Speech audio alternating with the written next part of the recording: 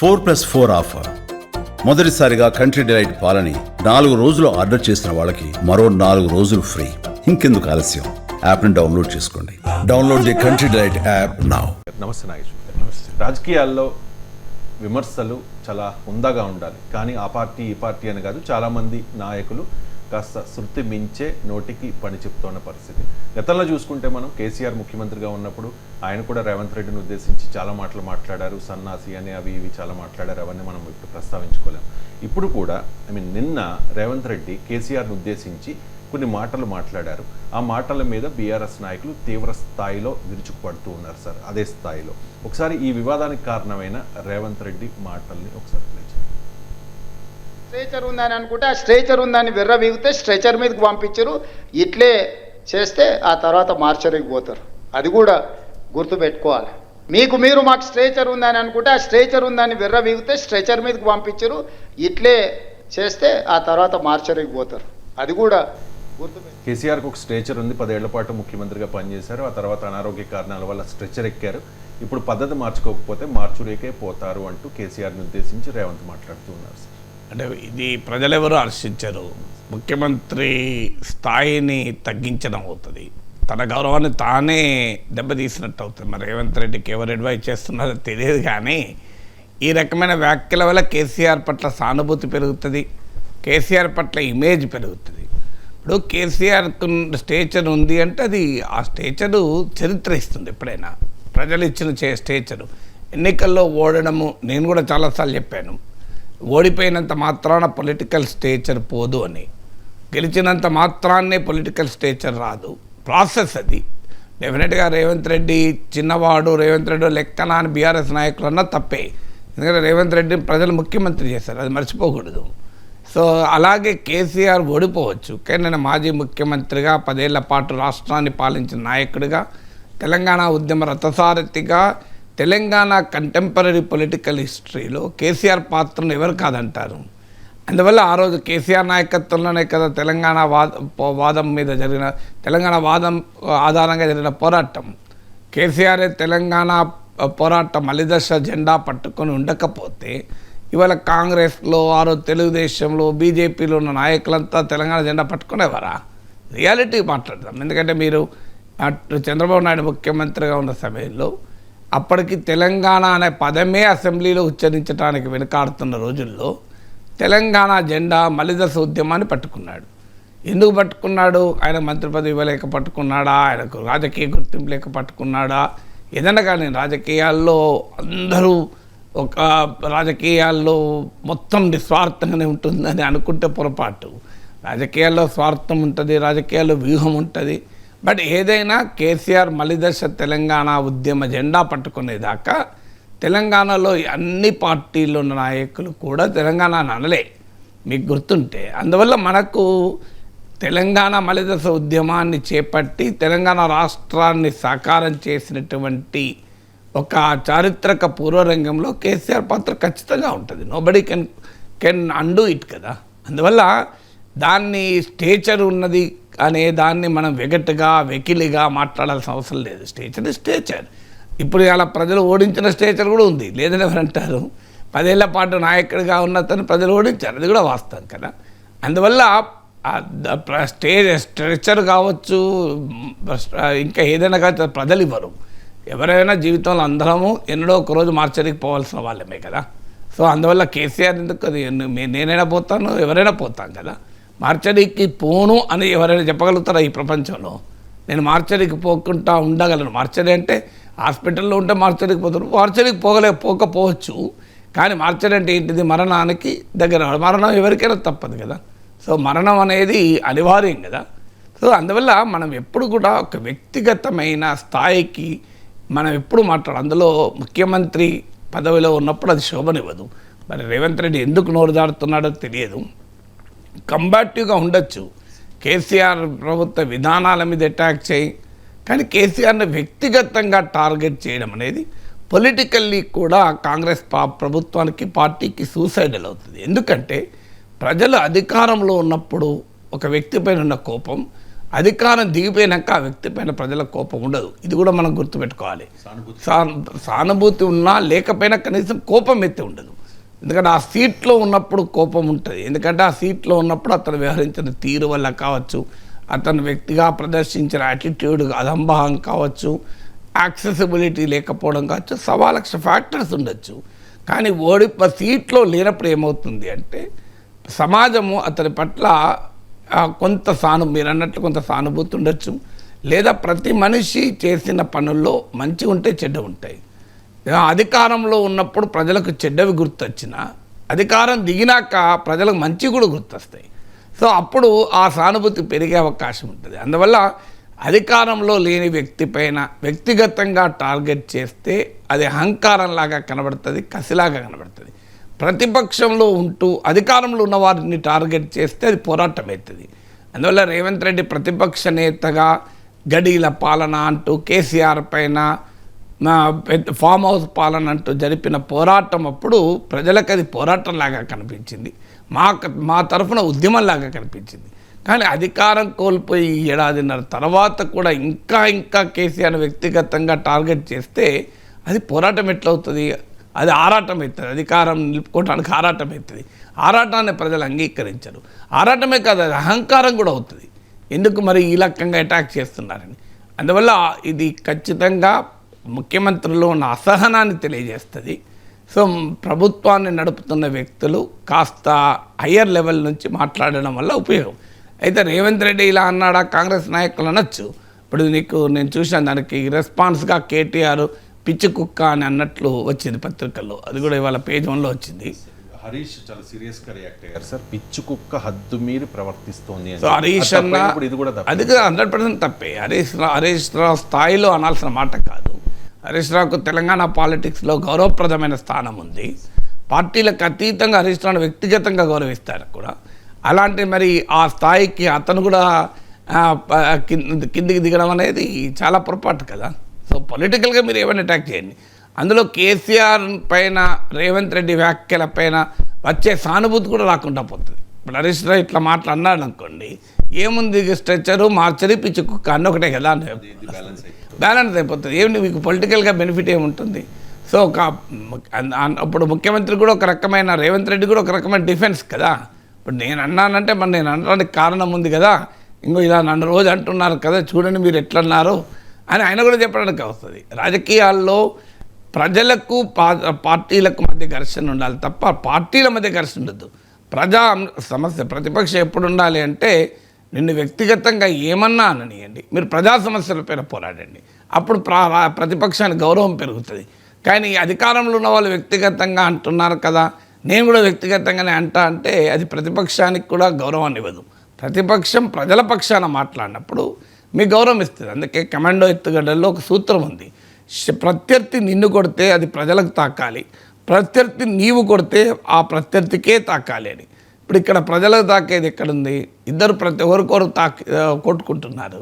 అందువల్ల రాజకీయాలను దిగజార్చకండి, రాజకీయాల పట్ల ఒక అసహ్యాన్ని ప్రజల్లో సమాజంలో కల్పించకండి. ఇప్పటికే ప్రజల్లో రాజకీయాల పట్ల నిర్లిప్తత ఉంది, రాజకీయ నాయకుల పట్ల గౌరవం లేదు, రాజకీయ సంస్కృతి పట్ల తీవ్రమైన హేవ్యభావం ఉంది ప్రజల్లో.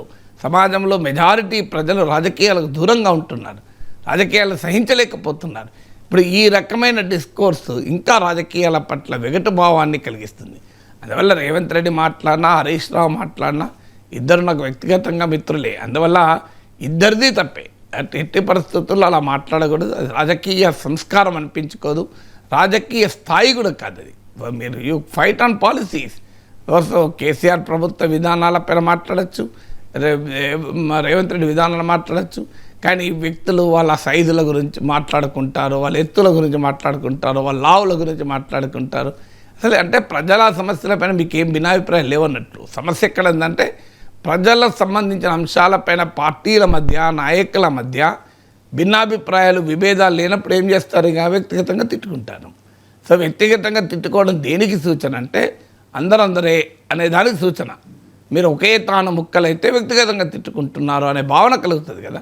నిజంగానే మీకు భిన్నమైన రాజకీయ దృక్పథాలు ఉన్నాయి, భిన్నమైన సైద్ధాంతిక దృక్పథాలు ఉన్నాయి, ప్రజల సమస్యలపైన, తెలంగాణ అభివృద్ధిపైన, భిన్నమైన మార్గాలు మీరు అనుసరిస్తున్నారు అనుకోండి, వ్యక్తిగతంగా ఎందుకు తిట్టుకుంటారు?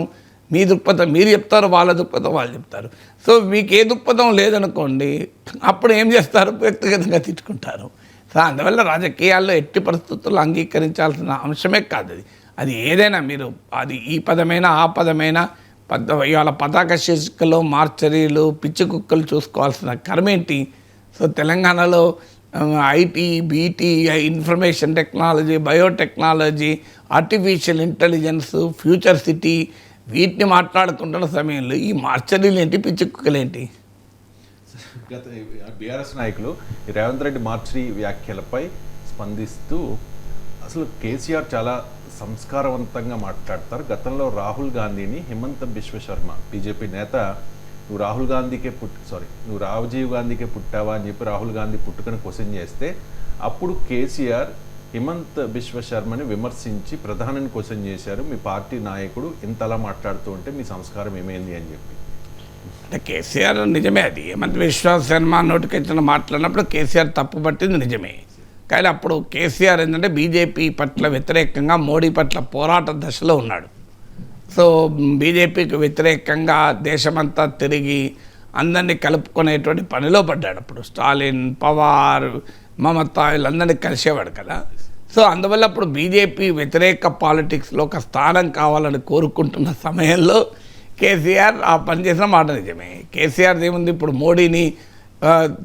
మోడీని ఇష్టం వచ్చినట్టు మాట్లాడాడు. అదే మోడీ పైన కోవిడ్ టైంలో ఎవరో ముఖ్యమంత్రి మాట్లాడితే తీవ్రంగా స్పందించాడు. ప్రధానమంత్రి ఇట్లా అంటారా అన్నాడు. సో ఇదే మోడీని పొగిడాడు. ఆ మిషన్ భగీరథ ప్రారంభోత్సవానికి పిలిచి మళ్ళీ అదే మోడీని కనీసం విమానాశ్రయానికి వస్తే ఎయిర్పోర్ట్ కూడా పోలే. అందువల్ల కేసీఆర్ స్టాండ్ ఏది ప్యూర్లీ పొలిటికల్. ఆయనకు అవసరం వచ్చినప్పుడు మోడీని వ్యతిరేకించిన కొరకు యూపీఏ ప్రభుత్వం ఎన్డీఏ ప్రభుత్వం కన్నా మెరుగైన పాలన ఇచ్చిందని అసెంబ్లీ సాక్షిగా ఒక ఎకానమిస్ట్ రాసిన పుస్తకాన్ని కోట్ చేస్తూ కూడా చెప్పాడు. ఆ పుస్తకం కొనండి అని తమ పార్టీ ఎమ్మెల్యేలకు కేసీఆర్ రికమెండ్ కూడా చేశాడు. అందువల్ల కేసీఆర్ మాటలు ఫంక్షన్ ఆఫ్ పాలిటిక్స్, ఆ రాజకీయ సందర్భాలను బట్టి మాట్లాడాడు తప్ప అక్కడ కేసీఆర్ ఏమైనా ఈ పొలిటికల్ డిస్కోర్స్కు అతీతం అనుకుంటే పొరపాటు. తెలంగాణ రాజకీయాల్లో అభ్యంతరకరమైన భాషను చాలా ఎక్కువగా వాడిన నాయకులు కేసీఆర్ కూడా ఒకరు కదా. దద్దమ్మలు, సన్నాసులు, వేదవలు ఎన్ని మాట్లాడాలో అన్ని ప్రతిపక్షాల మీద మాట్లాడాడు కదా. కేసీఆర్ ఇది not a model in it. KCR మోడల్గా ఆదర్శవంతమైనటువంటి భాష వాడి ఆదర్శవంతమైన పొలిటికల్ డిస్కోర్స్ జరిపింది ఏమీ లేదు. కేసీఆర్ కూడా ఇష్టం వచ్చినట్టే మాట్లాడాడు. ఇక మాట్లాడిన పదం పిచ్చి కుక్క ఎక్కువనా, మార్చరి ఎక్కువనా, సన్నాసి ఎక్కువనా, వేదవి ఎక్కువనా అంటే దానికి ఏమన్నా భాషా మీటరే లేదు కదా. ఏ భాష అసహ్యమైంది, ఏ భాష అభ్యంతరకరమైంది అనే దానికి ఎక్కడ ఆన్సర్ లేదు, కొలమానం లేదు. ఓవరాల్గా పొలిటికల్ డిస్కోర్స్లో ఉండకూడని భాష మాట్లాడుతున్నారు. ఇందులో కేసీఆర్ ఏమీ తక్కువేమీ తినలేదు. అందుకే రేవంత్ రెడ్డి చాలా ఇంటర్వ్యూలలో కూడా చెప్తుంటాడు, మేమేం చేయలేము, గేమే అట్లుంది, ఆ గేమ్లో అట్లనే ఉండాల్సి వస్తుంది. మేము ఒకప్పటిలాగా గేమ్ లేదు.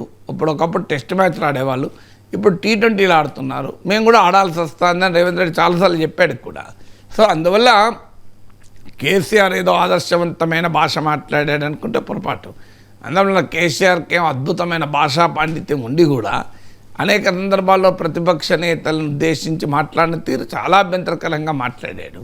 సో అందువల్ల ఈజ్ నాట్ అ బట్ డెఫినెట్గా రాహుల్ గాంధీ పైన హిమంత్ బిశ్వశర్మ వ్యాఖ్యానించినప్పుడు కేసీఆర్ చాలా తీవ్రంగా ఖండించిన మాట నిజం. కానీ ఆ రాజకీయ సందర్భం ఏంటంటే బీజేపీ వ్యతిరేక రాజకీయ శిబిరంలో ఉన్నప్పుడు రాజకీయ నాయకులు ఏంటంటే తమకు రాజకీయపరమైన ఒపీనియన్స్ మార్చుకుంటూ ఉంటారు. ఇదే చంద్రబాబు నాయుడు నరేంద్ర మోడీని భార్యకే న్యాయం చేయలేని వాడు దేశానికే న్యాయం చేస్తాడని అడిగినాడు. ఇప్పుడు మోడీ అసలు చాలా మహనీయుడు, మహానుభావుడు, గొప్పవాడు, భారతదేశాన్ని విశ్వగురువు చేస్తున్నాడంటూ మోడీని పోవడం లేదా? సో మరి భార్యకే న్యాయం చేయలేని వాడు దేశానికి న్యాయం చేస్తాడని కుటుంబాన్ని కూడా పట్టుకొచ్చి మాట్లాడాడు, చాలా అభ్యంతరకరంగా మాట్లాడాడు. అసలు ఆ స్థాయి నుంచి ఇప్పుడు ఏ స్థాయికి వెళ్ళాడంటే అసలు మామూలు పొగడ్తలు కాదు. బీజేపీ నేతలు కూడా అంత పోవడం, మోడీ నుంచి పాఠాలు నేర్చుకుంటున్నా, మోడీ నుంచి నేను పాఠాలు నేర్చుకుంటున్నా అన్నాడు. మోడీ ముఖ్యమంత్రి కన్నా కాక ముందు ముఖ్యమంత్రి అని చంద్రబాబు నాయుడు, ఇప్పుడు మోడీ అడుగుజాడల్లో నడుస్తున్నా ఇలా మోడీ నుంచి పాఠాలు నేర్చుకుంటున్న ఈ స్థాయిలో మాట్లాడుతున్నారు. చూసేవారికి కూడా ఎబ్బెట్టుగా అనిపిస్తుంది. సో బీజేపీ సీనియర్ నాయకుడు నాతో చెప్పాడు, నరేంద్ర మోడీ కూడా ఎబ్బెట్టుగా ఫీల్ అవుతాడట, అసలు ఏంటి ఇంత పొగుడుతున్నాడు నన్ను అని. సో ఇదేంది, అంతకుముందు అలా మాట్లాడిన వ్యక్తి ఇంత పొగుడుతుంది. ఎందుకంటే జేపీ నడ్డా అమిత్ షాలు కూడా పొగడారంతా. మీరు గమనించండి, అసలు జేపీ నడ్డా అమిత్ షాలకు కూడా నరేంద్ర మోడీని ఇంత వ్యక్తిగతంగా పొగడరు. ఎంత పొగిడే వరకు చాలా ఎబ్బెట్టుగా నాకు జాతీయ స్థాయిలో బీజేపీలో నా అగ్రనేతగా అని చెప్పాడు. So even Narendra Modi is feeling embarrassed అని. సో నరేంద్ర మోడీ కూడా ఎంబరాస్ అయ్యే స్థాయికి మాట్లాడుతూ పొగుడుతున్నాడు. సో అందువల్ల రాజకీయ నాయకులు ఎలా ఉంటారో దానికి ఇది ఒక ఉదాహరణ. తిట్టేటప్పుడేమో అతి ఘోరంగా అభ్యంతరకరమైన స్థాయికి వచ్చి తిడతారు. సమస్య ఏంటంటే మనల్ని మాత్రం తాలియా బాజా అంటారు. తిట్టినప్పుడు మనం కరెక్ట్ అనాలి, మళ్ళీ విమర్శించినప్పుడు కూడా కరెక్ట్, సపోర్ట్ అయినప్పుడు మళ్ళీ కరెక్ట్ అనాలి అంటారు. అది ఎట్లా సాధ్యమవుతుంది? నాలాంటి వాడు అప్పుడు కూడా తప్పన్నా, నేను వ్యక్తిగతంగా అనకూడదు, భార్య గురించి ప్రస్తావించకూడదు అన్నాను. ఇప్పుడు పొగుడుతూ కూడా తప్పంటున్నాను. కానీ ఇప్పుడు ప్రతిసారి మీరు తాలియా బజావ్ మేమేం చేసినా అంటున్నారు. సో అందువల్ల తమ నాయక్ కేసీఆర్ అయినా చంద్రబాబు నాయుడు అయినా ఎవరైనా మనం గుర్తుపెట్టుకోవాల్సింది అంటే మన పొలిటికల్ పర్సనాలిటీ మన మాటలను బట్టి రిఫ్లెక్ట్ అవుతుంది. What kind of politics we represent. ఇప్పుడు అందువల్ల మీకు జనాన్ని ఆకర్షించటానికి అభ్యంతరకరమైన భాష మాట్లాడితేనే పతాక శీర్షికలు వస్తాయి, మీడియాలో డిబేట్. ఇదొక దౌర్భాగ్యం కూడా ఉంది మన సమాజంలో. ఇప్పుడు నిజంగానే రేవంత్ రెడ్డి స్ట్రెచ్చరు మార్చర్ అనకపోతే ఇవాళ పేజ్ 1లో రేవంత్ రెడ్డి మీటింగ్ వార్త వచ్చేదా? అసలు ఆ వార్త గురించి మనం డిబేట్ నడిపేవాళ్ళమా? ఒకవేళ కేసీఆర్ ప్రభుత్వ ఆర్థిక విధానాలపైన ఒక స్పీచ్ ఇచ్చాడనుకో రేవంత్ రెడ్డి, అసలు ఎక్కడా కవరేజ్ ఉండదు. సో అన్ఫార్చునేట్ ఏంటంటే పబ్లిక్ ఆలోచన కూడా మారాలి. కానీ రాజకీయ నాయకులు ప్రజలు వీటికి ఆకర్షించబడుతున్నారు కనుక నేను అది మాట్లాడతాను అనుకుంటే పొరపాటు. ప్రజలకు మీరు నాయకత్వం వహించాలి. Leader is somebody who leads the people, who doesn't follow the people. అర్థం కావాలి లీడర్ ఎవరు అంటే ప్రజల్ని ఫాలో అయ్యేవాడు లీడర్ కాదు, ప్రజలకు నాయకత్వం వహించి ఒక మంచి మార్గాన్ని చూపేవాడు లీడరు. సో మన మీడియాలో కూడా ఇదే చర్చ వస్తుంది. సినిమాలైనా టీవీలైనా యూట్యూబ్లో అయినా ఏం చేస్తాం మేము, జనం అదే చూస్తున్నారు, మేము అదే చూపుతున్నాం. నిజం కాదు, అది కూడా నిజం కాదు. నా అనుభవం చెప్తాను. నేను ఈ మధ్య యూరోప్లో తీవ్ర ఆర్థిక సంక్షోభం అనేటి 20 నిమిషాలు మాట్లాడాను. అందులో తమిళలో ఏవైనా చెడ్డగా ఉందా? యూరోప్లో తీవ్ర సంక్షోభం. ఇందులో ఎక్కడా సెన్సేషనల్ లేదు, ఎక్కడా అభ్యంతరకరమైన భాష లేదు. 85,000 మంది చూశారు. ఎందుకు చూశారు? బూతులు తిట్టుకుంటూనే చూశారా? బూతులు మాట్లాడితే చూడలేదు కదా. అంటే సమాజంలో ఒక తప్పుడు ధోరణి ఏంటంటే మేము అభ్యంతరకరంగా మాట్లాడితేనే జనం ఆసక్తి చూపుతారు. అది మీడియాలో ఉంది, రాజకీయాల్లో ఉంది. మీడియాలో రాజకీయాల్లో ఉన్నటువంటి ఒక తప్పుడు ధోరణి అది నిజం కాదని నా అనుభవంతో నేను అనేక ఉదాహరణలతో చెప్పగలను. సో అమెరికాలో స్టాక్ మార్కెట్ పతనం గురించి మాట్లాడితే వేల సంఖ్యలో జనం చూశారు. ఎందుకు చూశారు మరి?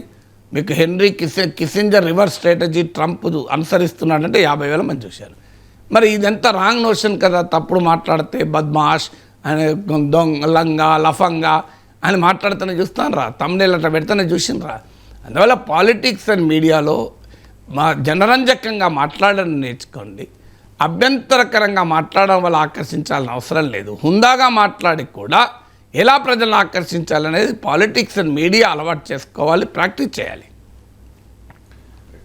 ఈ బడ్జెట్ ప్రసంగంలో గవర్నర్ ప్రసంగం మీద సహజంగా అధికార పక్షం ప్రశంసలు కురిపిస్తూ ఉంటే ప్రతిపక్షం బీజేపీ అండ్ బీఆర్ఎస్ నినాదాలు చేసేశారు. నిన్న సభలో కూడా ఎక్కువగా బీఆర్ఎస్ నాయకులు ఎమ్మెల్యేలు నినాదాలు చేసి పోడియంను ముట్టడించే ప్రయత్నం కూడా చేశారు. దీని మీద రేవంత్ రెడ్డి చాలా సీరియస్గా ఆ పార్టీ ఎమ్మెల్యేలకు వార్నింగ్ ఇచ్చారు. సార్, బీఆర్ఎస్తో సత్సంబంధాల అలా ఉంటే మీపై పోటీ పెట్టకుండా ఉంటారు అని అనుకుంటూ ఉన్నారా? రాజకీయంగా ప్రత్యర్థులమనే భావన ఉండాలి, అన్నీ నేనే మాట్లాడాలా అంటూ కామెంట్ చేసిన పరిస్థితి. గతంలో కూడా మనం ఒక వారం రోజుల క్రితం డిస్కస్ చేసుకున్నాం. కేసీఆర్ కానీ లేకపోతే చంద్రబాబు నాయుడు కానీ జగన్మోహన్ రెడ్డి వీళ్ళ మీద ప్రతిపక్షాలు వాళ్ళ అధికారంలో ఉన్నప్పుడు ప్రతిపక్షాలు ఏదైనా ఒక చిన్న మాట అంటే మొత్తం సభ్యులు సీనియర్ మంత్రులు అందరూ కూడా సపోర్ట్ చేసేవారు సార్ సీఎంలకి. కానీ రేవంత్ రెడ్డి విషయంలో ఎందుకు ఇలా జరుగుతోంది? రేవంత్ రెడ్డి ఏమైనా ఒంటరయ్యారని భావించారా? అంటే ఒంటరైతే ముఖ్యమంత్రి ఎలా అవుతాడండి? ఇప్పుడు ఆయన బలమే లేకపోతే, మద్దతు లేకపోతే సీఎంగా ఉంటాడా? ఇది మనకు మీడియాలో కూడా ఒక రాంగ్ నోషన్. ఒంటరి అయితే సీఎం అవుతాడా? మీరు ఆలోచించండి. సీఎం అయ్యాక ఒంటరి అయితే సీఎంగా ఉండడు. మీకు కామన్ సెన్స్ చెప్తుంది కదండి.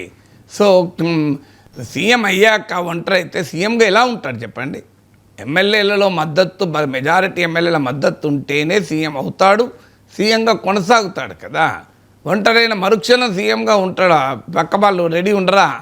సో ఇదొక రాంగ్ నోషన్. ఒంటరి అయ్యాడు, అధిష్టానంతో గ్యాప్ ఏర్పడింది. అధిష్టానంతో గ్యాప్ ఏర్పడుతుంది. ఎందుకు ఏర్పడుతుందండి? అధిష్టానానికి ఉన్నదే 3 ముఖ్యమంత్రులు, అందులో 3 ఒకరితో గ్యాప్ పెట్టుకుంటాడా రాహుల్ గాంధీ? అంత తెలివి తక్కువ రాహుల్ గాంధీ. సో అధిష్టానంతో గ్యాప్ పెట్టుకొని రేవంత్ రెడ్డి ముఖ్యమంత్రిగా ఉండగలడా? రేవంత్ రెడ్డి అంత అమాయకుడా? అసలు ఇది ఒక మీడియాలో ఉండేటువంటి ఒక స్వీయ మానసిక దృక్పథం. అంటే మన మీడియాలో కొన్ని ప్రెజుడిషియల్ ఒపీనియన్స్ ఉంటాయి. అందులో ఒకటి ఏంటంటే ఇలా ఒంటరి అయ్యాడు, హైకమాండ్తో గ్యాప్ ఏర్పడింది. హైకమాండ్తో గ్యాప్ ఏర్పడుతుందా? మ్యాప్ ఏర్పడుతుంది. కానీ హైకమాండ్తో గ్యాప్ ఎందుకు ఉంటుంది? ఇతర సీనియర్లతో కొత్త గ్యాప్ ఏర్పడింది. మొదటి నుంచి ఉన్నది గ్యాప్. అది ఇలా కొత్తగా వచ్చింది. ఆ పీసీసీ ప్రెసిడెంట్గా ఉన్నప్పుడే గ్యాప్ ఉన్నది, సీఎం అయినప్పుడు గ్యాప్ ఉంది, ఇప్పుడు కూడా ఉంది. అందువల్ల ముఖ్యమంత్రి పదవికి 5 పోటీ చేస్తే 5 మధ్య గ్యాప్ ఉండకపోతే ఏముంటుందండి? ఇంకా గ్యాపే ఉంటుంది. ఎందుకంటే అందరు ముఖ్యమంత్రి కావాలనుకున్నప్పుడు గ్యాప్ ఉండదా? సో అందువల్ల ఇదొక రాంగ్ నోషను మనకు పోతుంది. అయితే రేవంత్ రెడ్డి అన్నది ఏంటి? ఒకటి మాత్రం నిజం. ఇప్పుడు బీఆర్ఎస్ వాయిస్ను కేసీఆర్, కేటీఆర్, హరీష్ రావు ఇలా సమర్థవంతంగా వినిపిస్తున్నారు శాసనసభలో. ముఖ్యంగా కేటీఆర్, హరీష్ రావు. ఇప్పుడు కేసీఆర్ కూడా వస్తున్నాడు కనుక కేసీఆర్ కూడా మాట్లాడతాడు. కానీ కాంగ్రెస్ పార్టీ నుంచి మీకు ముఖ్యమంత్రి కాక మంత్రుల్లో కానీ ఎమ్మెల్యేలో కానీ కేటీఆర్, హరీష్ రావు స్థాయిలో బీఆర్ఎస్ను డిఫెండ్ చేసినట్లు కాంగ్రెస్ని డిఫెండ్ చేస్తున్న నాయకులు ఎవరు చెప్పండి నాకు? సో మంత్రుల్లో కానీ మీరు మాట్లాడడం లేదంటే మాట్లాడచ్చు. మీకు బట్టి విక్రమార్క మాట్లాడుతున్నాడు, శ్రీధర్ బాబు మాట్లాడుతున్నాడు, కోమటిరెడ్డి వెంకరెడ్డి మాట్లాడుతున్నాడు, అందరూ మాట్లాడుతున్నారు. కానీ మీరు జనరల్గా ఒక పబ్లిక్ పర్సెప్షన్ చూడండి. రేవంత్ రెడ్డి ప్రత్యర్థుల్ని బీఆర్ఎస్ని కానీ బీజేపీని కానీ ఎదుర్కొన్న రీతిలో కాంగ్రెస్ పార్టీలో ఎవరు కూడా ఎదుర్కోవడం లేదు. అదే మీరు బీఆర్ఎస్లో చూడండి, కేటీఆర్, హరీష్ రావు పవర్ఫుల్గా బీఆర్ఎస్ పైన విరుచుకుపడుతున్నారు, కాంగ్రెస్ పైన విరుచుకుపడుతున్నారు. ఈ గ్యాప్ కనబడుతుంది క్లియర్గా, మీకు పబ్లిక్ పర్సెప్షన్లో కనబడుతుంది. అదే రేవంత్ రెడ్డి అన్నది. ఇప్పుడు రేవంత్ రెడ్డి పైన మాట్లాడాడంటే అది రేవంత్ రెడ్డి మీద కాదు కదా, కాంగ్రెస్ ప్రభుత్వం పైన దాడి కదా. కాంగ్రెస్ ప్రభుత్వం పైన దాడిని ఓన్ చేసుకోవాలో అది. అప్పుడు రాహుల్ గాంధీ పైన విమర్శ చేస్తే కాంగ్రెస్ నాయకులంతా ఎంత ముక్త కంఠంతో అటాక్ చేస్తారో రేవంత్ రెడ్డి పైన దాడి చేస్తే అలా అటాక్ చేస్తున్నారా? సో ఈ తేడా మీకు కనబడుతున్నది కదా మనకు. సో అందువల్ల ఈ తేడా కనబడుతున్నది. అది రేవంత్ రెడ్డి కాదు నష్టం, కాంగ్రెస్ పార్టీకి నష్టం. ఇప్పుడు రేవంత్ రెడ్డి కాంగ్రెస్లో రేవంత్ రెడ్డి అనే ఇంకోరనే కాదు, కాంగ్రెస్ ప్రభుత్వం ఉంటేనే వీళ్ళు మంత్రులుగా ఉంటారు, కాంగ్రెస్ ప్రభుత్వం ఉంటేనే అధికార పార్టీ ఎమ్మెల్యేలుగా ఉంటారు. ఒక్కరోజు కాంగ్రెస్ ప్రభుత్వం పోయిందనుకోని వీళ్ళు ఎవరికి హోదాలు ఉండవు, అది మర్చిపోకూడదు కదా. అందువల్ల మనకు కాంగ్రెస్ పార్టీలో ఆ రకమైన కంబాటివ్ స్పిరిట్తో రేవంత్ రెడ్డి తన రాజకీయ ప్రత్యర్థులను ఏకిపారేసినట్టుగా ఎవరు మాట్లాడతలేరన్నది నిజం. అది ఆ పబ్లిక్ పర్సెప్షన్ని రేవంత్ వ్యక్తం చేశాడు. రేవంత్ వ్యక్తం చేసింది ఆ పబ్లిక్ పర్సెప్షనే. మీకు బీఆర్ఎస్ నాయకులు మాట్లాడినప్పుడు ఎక్కడికక్కడ కౌంటర్ చేయాలి కదా. ఇప్పుడు ఇది సింగిల్ మ్యాన్ అటాక్గా ఉండకూడదు. ఇప్పుడు క్రికెట్ మ్యాచ్ ఉంటుంది, ఒక వ్యక్తి 200 రన్స్ చేసిన మ్యాచ్ గెలవరు. మన వరల్డ్ కప్ ఎట్లా గెలిచాం? వరల్డ్ కప్ ఒక రోహిత్ శర్మనో ఒక విరాట్ కోహ్లీ ఆడితే గెలవలే. మన వరల్డ్ కప్ ఛాంపియన్స్ ట్రాఫీ మనం ఎలా గెలిచాం? ఇండియా ఛాంపియన్ ట్రాఫీ గెలవటానికి కారణం ఏంటంటే 11 మంది ప్లేయర్స్ ఏదో ఒక మ్యాచ్ను వాళ్ళ పర్ఫార్మెన్స్తో గెలిపించారు. మీరు అందరూ ఎంటైర్ 11-11 మీరు ఒక్కరితో డిఫరెంట్ లేదు, 11-11 తమ పర్ఫార్మెన్స్తో గెలిపించారు ఏదో ఒక మ్యాచ్ను. ఒక మ్యాచ్ విరాట్ కోహ్లీ గెలిపిస్తే, ఒక మాట జడేజా కావచ్చు, ఇంకో మ్యాచ్ రోహిత్ శర్మ కావచ్చు. Everybody has contributed to the match victory. అది టీం అంటే. అందువల్ల గెలిచారు. లేదా ఒక్క రోహిత్ శర్మ కెప్టెన్స్ నాకు ఉంటేనే గెలుస్తారా? తర్వాత ఒక ఫీల్డింగ్లో కొంత లోపం ఉంది, క్యాచ్లో వదిలేశారు తప్ప. మీరు గమనించండి, ఫర్ ఓపెనింగ్ బ్యాట్స్మెన్గా వచ్చిన వాళ్ళు బాగా ఆడారు. ఆఖరికి 5th ప్లేస్లో వచ్చిన వాళ్ళు కూడా బ్రహ్మాండంగా ఆడారు. మామూలుగా మీరు పార్ట్నర్షిప్లు తీయండి, ఫస్ట్ వికెట్కు, సెకండ్ వికెట్కు, 3rd wicket, 4th wicket, 5th wicket కూడా బ్రహ్మాండమైన పార్ట్నర్షిప్ ఉంది. సో మీకు ఎక్కడ అది మ్యాచ్ గెలవడం. తర్వాత మీకు స్పిన్నర్స్, పేసర్స్. సో స్పిన్నర్స్ అద్భుతంగా స్పిన్నింగ్ చేశారు. అదే సమయంలో పేసర్స్ ఏం తక్కువ బౌలింగ్ చేయలే. సో అందువల్ల ఒక్క ఫీల్డింగ్లో కాస్త లోపం ఉన్నా, మీరు ఛాంపియన్ ట్రోఫీ ఫైనల్ మ్యాచ్ గురించి నేను చెప్పేది, ఫీల్డింగ్లో కాస్త లోపం ఉన్నా అటు స్పిన్నర్స్ బ్రహ్మాండంగా గుగ్లీలు వేశారు, కరెక్ట్గా లైన్ అండ్ లెంత్తో బౌలింగ్ చేశారు. ఇటు పేసర్స్ బ్రహ్మాండంగా బౌలింగ్ చేశారు. బ్యాట్స్మెన్ ఫస్ట్ ఆర్డర్లో వచ్చిన వాళ్ళు, లాస్ట్లో వచ్చిన అందరూ బాగా ఆడారు. అది కదా team spirit. Congress party champion ట్రోఫీలో ఇండియన్ టీం ఆడినట్లుగా తెలంగాణ కాంగ్రెస్ పార్టీ ఆడుతుందా మీరు ఒక్క కంపేర్ చేసుకోండి. ఒక కెప్టెన్ నాకు రేవంత్ రెడ్డి ఒక్కడు కొడతాడు బాల్స్, కానీ మిగతా వాళ్ళందరూ అడపా చిన్న కొడుతున్నారు, కానీ ఆ స్థాయిలో బ్యాటింగ్ లేదు, బౌలింగ్ లేదు కదా. అదే కదా అన్నది. మీరు సోషల్ మీడియాలో యాక్టివ్లా ఉండండి అని ఎమ్మెల్యేలకు చెప్పాడు. ఎందుకంటే రాజకీయాలు అనేది ఒకప్పట్లాగా ఒక వ్యక్తి మాట్లాడితే పోరాటం కాదు, బహుముఖమైనటువంటి అటాక్ కావాలి. అన్ని వైపుల నుంచి ప్రత్యర్థుల్ని ఎదుర్కొంటేనే అది ఆ సక్సెస్. బీఆర్ఎస్ చూడండి మీరు, ఇలా బీఆర్ఎస్ పార్లమెంట్ ఎన్నికల్లో 37% అసెంబ్లీ ఎన్నికల ఓటింగ్ వస్తే 17%కు పడిపోయిన పార్టీలో మొక్కబోని దీక్షతోని ప్రతిపక్షంగా చాలా పవర్ఫుల్గా అసెంబ్లీలో, బయట, సోషల్ మీడియాలో అన్ని వైపుల నుంచి కాంగ్రెస్ ప్రభుత్వం పైన విరుచుకుపడుతున్నారు. ఇన్ఫ్యాక్ట్ బీజేపీ కూడా పోటీ పడలేకపోతుంది. ఎందుకు పోటీ పడలేకపోతుందంటే ఆ పార్టీకి నాయకుడే లేడు, ఆ పార్టీకి రాష్ట్ర అధ్యక్షుడే లేడు, అధ్యక్షుడే పర్మనెంట్గా లేడు. సో కిషన్ రెడ్డి అధ్యక్షుడిగా ఉన్న కొత్త అధ్యక్షుడిని ఎన్నుకోలేకపోతున్నారు. సో శాసనసభ పక్షానికి పార్టీకి మధ్య ఒక కోఆర్డినేషన్ లేదు. పార్టీ ఆఫీస్లో శాసనసభ పక్ష నేత ప్రెస్ కాన్ఫరెన్స్ పెట్టకుండా బయట వచ్చి పెడుతున్నాడు. గందరగోళం ఉంది ఆ పార్టీలో. అందువల్ల మీకు అక్కడ మీకు ఎప్పుడన్నా అడపా బండి సంజయ్ మాట్లాడే తప్ప మీకు ఆ బీజేపీలో ఆ యునైటెడ్ వాయిస్ వినిపించడం లేదు. మీరు చూడండి, కాంగ్రెస్, బీజేపీ, బీఆర్ఎస్ ముగ్గురిని కంపేర్ చేయండి. బీఆర్ఎస్ ఒక్కటే అన్ని వైపుల నుంచి మీకు సౌండ్ సింగిల్ వైపు నుంచి వచ్చేది కన్నా మీకు మొత్తం సౌండ్ బాక్సులు పెట్టి స్టీరియోఫోనిక్ ఉందనుకోండి, ఎంత బ్యూటిఫుల్గా ఉంటుంది. మీకు దాని రికార్డింగ్ అన్ని రకాల ప్రతి చిన్న ఫ్లూట్ కావచ్చు, మృదంగం కావచ్చు, మీకు ప్రతి ఇన్స్ట్రుమెంటు ప్లే అవుతుంటే ప్రతి ఇన్స్ట్రుమెంటుది కూడా వినబడుతుంటే ఎలా ఉంటుంది. అందువల్ల మీరు ఒక మంచి సినిమా స్టూడియోలో ఓ పాట రికార్డ్ చేసిన దానికి బయట మైక్లో పాట పాడిన దానికి ఎంత తేడా ఉంటుంది. ఇప్పుడు కాంగ్రెస్ పార్టీ వ్యవహారం ఎట్లుందంటే బయట మైక్లో పాట పాడినట్టున్నది. అదే బీఆర్ఎస్ వాళ్ళదేమో చిన్నపాటి సినిమా స్టూడియోలో మంచి అన్ని ఇన్స్ట్రుమెంట్లు పెట్టుకొని వాళ్ళు పాట పాడుతున్నారు. సో అందువల్ల వాళ్ళ పాట చాలా స్టీరియోఫోనిక్గా వినబడుతుంది. అదే రేవంత్ రెడ్డి వ్యక్తం చేసి మీరు సోషల్ మీడియాలో ఉండండి, మీరు పవర్ఫుల్గా ప్రత్యర్థులు కౌంటర్ చేయండి, నేను ఒక్కనే మాట్లాడితే సరిపోదు అనటానికి కారణం అది. వైసీపీ మాజీ నేత, మాజీ రాజ్యసభ సభ్యులు విజయసాయిరెడ్డి మరోసారి వైసీపీ మీద కొన్ని కామెంట్స్ చేశారు.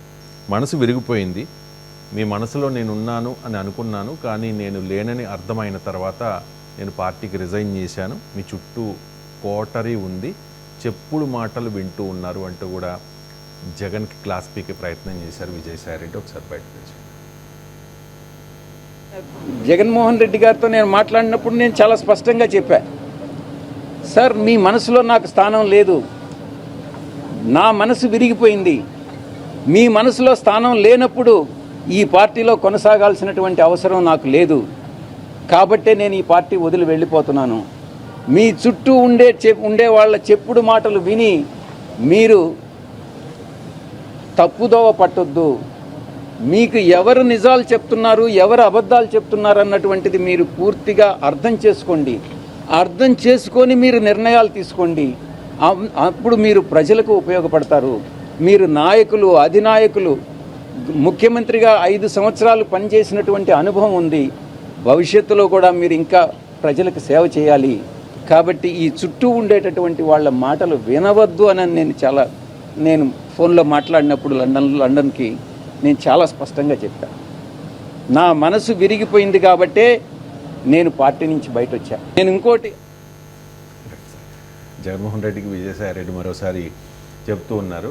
అండ్ కొన్ని కామెంట్స్ కూడా చేశారు. సార్ మనసు విరిగిపోయింది, దాంతోపాటు మీతో కొనసాగాల్సిన అవసరం లేదని జగన్తోనే చెప్పా, భార్యాభర్తలే విడిపోతూ ఉన్నారు, నేను వెళ్తే తప్పేంటి, విరిగిన మనసు మళ్ళీ అతకదు, గర్భాపసి జరగదు అని చెప్పి కాకినాడ సీ పోర్టుకి సంబంధించిన కేసులో నిన్న సిఐడి ముందు హాజరైన సందర్భంగా చేసిన కామెంట్స్ సార్. అంటే మనసు విరిగిపోవడం కాదు, మనసు మారిపోయింది. విరిగిపోతే మరి ఇప్పుడు రాజకీయాలకే దూరం అయ్యానని చెప్పి ఆర్గానిక్ ఫార్మింగ్ గురించి నేను వ్యవసాయం చేసుకుంటున్నా అన్న వ్యక్తి మళ్ళీ ఎందుకు రాజకీయంగా రియాక్ట్ అవుతున్నారు? నేను ఆ రోజు కూడా ఇక్కడే మాట్లాడాను. మరి ఒకవైపు రాజకీయాల నుంచి నిష్క్రమిస్తున్నానని చెప్పి మళ్ళీ రాజకీయ వ్యాఖ్యలు చేస్తున్నారు కదా. ఎవరైనా రాజకీయ ప్రశ్నలు జర్నలిస్ట్ అడిగితే ఇది నా సబ్జెక్ట్ కాదు, నా దగ్గర మీరు ఆర్గానిక్ ఫార్మింగ్ గురించి అడగండి, సో మా సస్యరక్షణ చర్యల గురించి అడగండి అని చెప్పాలి తప్ప రాజకీయాలు అడిగితే నేను చెప్తానని చెప్పి రాజకీయాలు మాట్లాడేది ఏంటని ఆ రోజు కూడా అన్నాను. ఆ రోజు కూడా చెప్పాను, విజయసాయి రెడ్డి రాజకీయ నిష్క్రమణ కాదు. అందరికీ అనుమానం ఏంటంటే ఆయన కొంత సమయం తీసుకొని బీజేపీలో చేరటానికి రంగం సిద్ధం చేసుకుంటున్నాడు అని. ఇది కూలింగ్ పీరియడ్ అని ఉంటుంది ప్రభుత్వ సేవల్లో. 5 ఏళ్ల పాటు వేరే డిపార్ట్మెంట్కు డిప్యుటేషన్ పైన వెళ్తే ఫారిన్ సర్వీస్ ఖచ్చితంగా 5 ఏళ్ల తర్వాత ఒక 1 ఇయర్ సొంత హోమ్ డిపార్ట్మెంట్లో మళ్ళీ పనిచేయాలి. అప్పటిదాకా మళ్ళీ డిప్యుటేషన్ ఇవ్వరు. దాన్ని స్టేట్ గవర్నమెంట్ సర్వీస్లో కూలింగ్ పీరియడ్ అంటారు. సో విజయసాయి రెడ్డి కూడా కూలింగ్ పీరియడ్ కోసం రాజకీయాల నుంచి నిష్క్రమించాడు. అంటే డైరెక్ట్గా వైసీపీ నుంచి బీజేపీలో చేరితే బీజేపీ యాక్సెప్టబిలిటీ బీజేపీలో సమస్య అవుతుంది. బీజేపీ కూడా ప్రశ్నలు వస్తాయి. విజయసాయి రెడ్డి పైన గతంలో బీజేపీ చాలా ఆరోపణలు చేసింది. వేటు అన్నది బీజేపీ ప్రతి జగన్మోహన్ రెడ్డి పైన ఉన్న ప్రతి అవినీతిలో విజయసాయి రెడ్డి అని టార్గెట్ చేసింది టీడీపీ మిత్రపక్షం బీజేపీ విజయసాయి రెడ్డిని ఆహ్వానిస్తే కూటమికి అది పొలిటికల్ ఎంబరాస్మెంట్ అవుతుంది. అందుకొరకు కొంత కూలింగ్ పీరియడ్ను వ్యూహాత్మకంగానే విజయసాయి రెడ్డి అనుసరిస్తున్నాడు. బహుశా ఇది బీజేపీ స్కెచ్లో కూడా భాగం కావచ్చు. మీరు రండి కానీ మధ్యలో కొంతసేపు ఆగిరండి అని. సో అందువల్ల కొంతసేపు పుణ్యతీర్థ క్షేత్రాలకు వెళ్ళి తీర్థయాత్రలు చేసి మళ్ళీ మీరు వచ్చారనుకోండి ఎవరికి ఆలోచన రాదు అని చెప్పినట్లుగా మధ్యలో వ్యవసాయానికి వెళ్ళి అదొక పుణ్యతీర్థం లాంటిది కనుక వ్యవసాయం చేశాడో లేదో మనకు తెలియదు. కానీ మళ్ళీ ఆ గ్యాప్ తీసుకొని మళ్ళీ రాజకీయ పరమైన ప్రెస్ కాన్ఫరెన్స్ చెప్తున్నారు. సార్ కనబడి ఒక ఫోటో షేర్ చేశారు సార్ సోషల్ మీడియాలో. అండ్ భారతీయ జనతా పార్టీ ఎలాగో వాషింగ్ పౌడర్ నిర్మాయ కదా సార్. సో అంటే ఆ వాషింగ్ పౌడర్ నిర్మా అయినా కూడా పూర్తిగా ఎబ్బెట్టుగా ఉండకూడదు కదా. ఇప్పుడు వీళ్ళకి ప్రాబ్లం ఎక్కడ వస్తుంది అదే. ఇప్పుడు ఆంధ్రప్రదేశ్లో ఏంటంటే అన్ని ఎక్స్ట్రీమ్లు కదా. ఇప్పుడు విజయసాయి రెడ్డి పైన మామూలుగా కూటమి నేతలు తెలుగుదేశం పార్టీ, జనసేన, బీజేపీ తక్కువ కావచ్చు, టీడీపీ, జనసేన విమర్శలు చేశారు. ఇప్పుడు విజయసాయి రెడ్డి బీజేపీ నాయకుడిగా తిరిగి వస్తే సో మామూలుగా ఉండదు. చంద్రబాబు నాయుడు పక్కన విజయసాయి రెడ్డి ఊహించుకోండి ఒకసారి సీన్. సో ఎలా ఉంటుంది అని, ఎందుకంటే బీజేపీ నాయకుడిగా మరి ఉండాల్సిందే కదా. చంద్రబాబు నాయుడు దగ్గర లేకపోతే మోడీ దగ్గర ఉంటాడు మళ్ళీ విజయసాయి రెడ్డి. అది ఇంకా ఉంటుంది, ఎంబరాస్మెంట్గా ఉంటుంది కదా. అందుకరికి ఈ కూలింగ్ పీరియడ్ కావాలి. సో మీకు ఇంకొక ఉదాహరణ ప్రశాంత్ కిషోరే ఉంది. ప్రశాంత్ కిషోర్ జగన్మోహన్ రెడ్డికి కన్సల్టెంట్గా ఉన్నప్పుడు మామూలుగా లేదు. తెలుగుదేశం అనుకూల టీవీ ఛానల్ డిబేట్లలో చూడండి, ప్రశాంత్ కిషోర్ని ఎంత ఉతికారేశాడు. దుష్టుడు, దుర్మార్గుడు, సంఘ విద్రోహి, కులాల మధ్య చిచ్చు పెడుతున్నాడు, చిల్లర పనులు చేస్తున్నాడు, సోషల్ మీడియాలో అసభ్యమైన పోస్టులు పెట్టి అది అన్ని రకాలుగా సర్వ సమస్యలకు మూలం ప్రశాంత్ కిషోరే అంటూ టీడీపీ అనుకూల మీడియాలో భయంకరంగా అటాక్ చేశారు. సడన్గా కట్ చేస్తే గన్నవరం ఎయిర్పోర్ట్లో లోకేష్తో కలిసి ప్రశాంత్ కిషోర్ నడుస్తున్న విజువల్స్, చంద్రబాబు నాయుడుతో సమావేశం. మళ్ళీగా ప్రశాంత్ కిషోర్ ఇంద్రుడు, చంద్రుడు, రాజకీయ విశ్లేషకుడు అని చెప్పుకోవాల్సిన పరిస్థితి వస్తే ఎంత అగ్లీగా ఉందో చూడండి మీరు. ఇది మీరే ప్రశాంత్ కిషోర్ను ఎన్ని అనాలను అన్నని మళ్ళీ ప్రశాంత్ కిషోర్ చాలా గొప్పవాడు అని అంటే, ప్రశాంత్ కిషోర్తో చంద్రబాబు నాయుడు గంటన్నర భేటీ అవ్వడము, లోకేష్ హైదరాబాద్కి వచ్చి ప్రశాంత్ కిషోర్ను పర్సనల్గా రిసీవ్ చేసుకొని ఆయనతో కలిసి గన్నవరం ఎయిర్పోర్ట్లో విజువల్స్ వస్తే పాలిటిక్స్ను చూసి జనం ఏమనుకోవాలి? సో అంటే లేదని మీరు ప్రశాంత్ కిషోర్ని ఆ స్థాయిలో అటాక్ చేయకపోతే ఏం కాదు. అటాక్ చేసేటప్పుడేమో భయంకరంగా అటాక్ చేస్తారు. అది మోడీ కానీ, విజయసాయి రెడ్డి కానీ, ప్రశాంత్ కిషోర్ కానీ. మళ్ళీ కౌగలించుకుంటే మామూలుగా కౌగలించుకోరు, ఆలింగనము. సో ఈ ఎక్స్ట్రీమ్స్ వల్ల రాజకీయాలు ఇబ్బంది. లేకపోతే ఏమి ఇబ్బంది అవుతుంది? ఇప్పుడు మీకు ఇదే విజయసాయి రెడ్డి కాక మరో లీడర్ అయితే ఇబ్బంది ఏమి ఉండదు. విజయసాయి రెడ్డి పైన విపరీతమైన అటాక్ పెట్టారు కనుక విజయసాయి రెడ్డిని మళ్ళీ కూటమి వైపుగా చేర్చుకుంటే పొలిటికల్గా ఎంబరాస్మెంట్. అందువల్ల విజయసాయి రెడ్డి ఈ లోపల కొంతసేపు వ్యవసాయం చేసి వచ్చి తర్వాత జగన్మోహన్ రెడ్డిని తిట్టకుండా 10 సార్లు తిడితే జగన్మోహన్ రెడ్డి తిట్టిన వాడు యాక్సెప్టబుల్ కదా మనకు, ఎవరైనా కానివ్వండి. పాపనాశనం కదా జగన్మోహన్ రెడ్డి తిడితే. రఘురామకృష్ణరాజు జగన్మోహన్ రెడ్డి బీఫార్మ్ ఇస్తేనే కదా ఎంపీ అయింది. మళ్ళీ ఆయన బయటికి వచ్చి జగన్మోహన్ రెడ్డి తిడితే కూటమికి అత్యంత ఆప్తమిత్రుడు అయ్యాడా లేడా? సో ఇప్పుడు విజయసాయి రెడ్డి కూడా కూటమి ఇకోసిస్టమ్, కూటమి శ్రేణులకు కావచ్చు, కూటమి అనుకూల మీడియాకు కావచ్చు, విజయసాయి రెడ్డి ఆప్తమిత్రుడు కావాలి అంటే విజయసాయి రెడ్డి పట్ల ఆ ప్రేమాభిమానాలు రఘురామకృష్ణరాజు పట్ల ఎట్లా కుదిరాయో అట్లా కుదరాలి అంటే ఆయన జగన్మోహన్ రెడ్డిని అనేక రకాలుగా విమర్శించాలి. జగన్మోహన్ రెడ్డి ఆయన అనేక రకాలుగా విమర్శించితే గతంలో విజయసాయి రెడ్డి పైన టీడీపీ దాని మిత్రపక్షాలు చేసిన దాడి ప్రజలు మర్చిపోయి, ప్రజలు కాదు టీడీపీ శ్రేణులు మర్చిపోయి ఇప్పుడు మావాడే కదా, ఎందుకంటే మా జగన్మోహన్ రెడ్డి తిట్టినవాడు మావాడే కదా. సో నాగబాబు ట్వీట్ గుర్తొస్తుంది మనకు, మన పరాయి వాళ్ళతో కలిసిన మనవాడు పరాయి వాడే, మన వాళ్ళతో కలిసిన పరాయివాడు కూడా మనవాడే. సో ఇక్కడ మన వాళ్ళతో కలిసిన పరాయివాడు మనవాడే, పరాయివాడిని తిట్టిన మనవాడు కూడా మనవాడే, పరాయివాడిని తిట్టిన పరాయివాడు మనవాడే. ఇప్పుడు నాగబాబు ట్వీట్కి ఇది అడిషనల్ ట్వీట్, పరాయివాడిని తిట్టిన పరాయివాడు మనవాడే. పరాయివాడు ఎవరు? జగన్ తిట్టిన మరో పరాయివాడు ఎవరు? ఈ విజయసాయి రెడ్డి. సో పరాయివాడిని తిట్టిన పరాయివాడు మనవాడే కనుక విజయసాయి రెడ్డి మనవాడు చేసుకునే పనిలో ప్రాసెస్ ఇది. మీరు చూస్తుండండి, ఇలాగే విజయసాయి రెడ్డి జగన్ను ఇంకా అంటాడు. అల్టిమేట్గా బీజేపీలో తేలే అవకాశమే ఉంది. ఇది ఇవాళ చేస్తున్న పొలిటికల్ స్పెక్యులేషన్. ఈవెన్ ఆయన రాజకీయాల నుంచి నిష్క్రమిస్తాడన్న రోజు కూడా నేను ఇదే చెప్పాను. మరి ఎందుకు ఈ పని చేస్తున్నాడు విజయసాయి రెడ్డి? విజయసాయి రెడ్డి స్టేట్మెంట్లో ఉంది, A2గా అన్నిట్లో నన్ను స్థిరపరిచారు అన్నాడు. సో మరి A2 ఉన్నప్పుడు మరి ఎక్కడ ఉండాలి? A2గా సిబిఐ ఈడీ కేసుల్లో ఉన్న వ్యక్తి నీకు ఈడీని తప్పించుకోవాలంటే మోడీతోనే ఉండాలి, ఇంకో మార్గమే లేదు. అలా ఈడీని తప్పించుకోవడానికి మోడీతో ఉన్న జాబితా చాలా పెద్ద. దేశంలో అశోక్ చౌహాన్ మహారాష్ట్ర మాజీ ముఖ్యమంత్రి, ఆదర్శ్ సొసైటీ కుంభకోణంలో కీలక వ్యక్తి. హేమంత్ బిశ్వా శర్మ ఆ స్కామ్ ఈ స్కామ్ చిట్ ఫండ్ స్కామ్లో పేరుంది. సువేందు అధికారి బెంగాల్ ప్రతిపక్ష నేత. సో ఇలా చాలా పెద్ద లిస్ట్ కదా. సో ఈడీ సిబిఐ మీకు శివసేన ఎమ్మెల్యేలు అలాగే ఎన్సీపీ ఎమ్మెల్యేలు అజిత్ పవార్, నరేంద్ర మోడీయే 70,000 కోట్ల కుంభకోణం చేశాడని చెప్పి అజిత్ పవార్ తిట్టాడు కదా. సో ఈడీలో A2 ఉంటే మోడీలో A2 ఉండాల్సిందే, లేకపోతే ఈడీ E2 అవుతుంది, A2 పై ఇంకా A1 కూడా అవుతుంది. అందులో మోడీతో కలవాల్సిందే. So Vijayasai Reddy fits in to the pattern కదా. అశోక్ చౌహాన్, హేమంత్ బిశ్వా శర్మ, సువేందు అధికారి, అజిత్ పవార్, ఇలా చాలా పెద్ద లిస్ట్ కదా ఇది. ఈ లిస్టులో ఇప్పుడు విజయసాయి రెడ్డి జాయిన్ అవుతున్నాడు. ఏముంది? సో అందువల్ల విజయసాయి రెడ్డి పైన ఉన్న కేసుల ప్రభావం వల్ల అవుతుంది. సో దీనికి ఇంకో డౌట్ ఏముంది? ఇక వ్యక్తిగతంగా జగన్మోహన్ రెడ్డితో విభేదాలు ఉన్నాయా? ఉండవచ్చు, కాదని అన్నాను. ఎందుకంటే ఆయన ఇవాళ స్టేట్మెంట్లో కూడా విక్రాంత్ రెడ్డి, వైవి సుబ్బారెడ్డి కొడుకు గురించి మాట్లాడాడు, కాకినాడ సెజ్ గురించి. సో అందువల్ల ఆయనకు వైవి సుబ్బారెడ్డి నీకు ఉత్తరాంధ్ర ఇన్ఛార్జిగా విజయసాయి రెడ్డి ప్లేస్లో వైవి సుబ్బారెడ్డి జగన్ పెట్టడం ఆయనకు నచ్చకపోవచ్చు. లేదు, కాకినాడ సెజ్లో తన సమీప బంధువైన శరత్ చంద్రారెడ్డి, వైవి సుబ్బారెడ్డి కొడుకు విక్రాంత్ రెడ్డి, వీరి మధ్య ఉండే బిజినెస్ డిస్ప్యూట్లు కూడా ఉండవచ్చు, కాదని అన్నాను. అన్నిటికీ మించి జగన్ కోటరీలో గతంలో విజయసాయి రెడ్డి ఉండే. కోటరీ కొత్తగా రాలే, కోటరీ మొదటి నుంచి ఉంది. కోటరీలో విజయసాయి రెడ్డి ఉన్నప్పుడు ఆ కోటరీ అద్భుతం. కోటరీ ఇప్పుడు విజయసాయి రెడ్డి లేడు కనుక ఆ కోటరీ దరిద్రం అంటే ఎట్లా? అప్పుడైనా ఇప్పుడైనా జగన్మోహన్ రెడ్డి చుట్టూ కోటరీ ఉంది. ఆ కోటరీలో గతంలో విజయసాయి రెడ్డి టాప్ పొజిషన్లో ఉండే.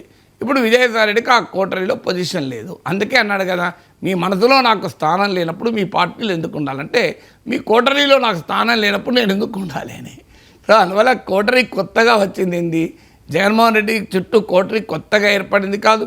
ఆ కోటరీ మరి ఇదే కోటరీలో వ్యక్తులు మారచ్చు. ఇదే కోటరీ 2019లో ఆయన ముఖ్యమంత్రి కూడా చేసింది కదా. మరి ముఖ్యమంత్రిని కూడా చేసింది కోటరీ అప్పుడు లేదా? 2019లో జగన్మోహన్ రెడ్డి కోటరీ లేకుండా రాజకీయం నడిపాడా? సో అందువల్ల ఓడిపోయినప్పుడు ఎప్పుడు కూడా గెలిచిన సమయంలో నువ్వు విభేదిస్తే మెచ్చుకుంటారు, ఓడిన సమయంలో విభేదిస్తే పారిపోతున్నట్లు లెక్క. నిజంగా విభేదించాల్సిందంటే గెలిచిన సమయంలో, అధికారంలో ఉన్నప్పుడు కనుక జగన్మోహన్ రెడ్డి విభేదిస్తే అది ప్రజలు కూడా రక్షిస్తారు. మీరు జగన్మోహన్ రెడ్డి ఎప్పుడు విభేదించాడు కాంగ్రెస్ నాయకత్వంతో? కేంద్రంలో రాష్ట్రంలో కాంగ్రెస్ అధికారంలో ఉండగా విభేదించి బయటకు వచ్చాడు. అందుకే జగన్మోహన్ రెడ్డి హీరో అయ్యాడు. వట్టికాలే మీరు గుర్తిస్తే జగన్మోహన్ రెడ్డి ప్రస్థానం మీరు కాంగ్రెస్లో ఒక ఆర్డినరీ ఎంపీ జగన్మోహన్ రెడ్డి, కేంద్రంలో అధికారంలో ఉంది యూపీఏ ప్రభుత్వం, రాష్ట్రంలో అధికారంలో ఉంది కాంగ్రెస్ ప్రభుత్వం, ప్రధాన ప్రతిపక్షమైన తెలుగుదేశం జగన్మోహన్ రెడ్డి పైన అటాక్లో సమర్థించింది కాంగ్రెస్ ప్రభుత్వాన్ని. అలాంటి సిచ్యువేషన్లో ఏకాకిగా బయటకు వచ్చాడు.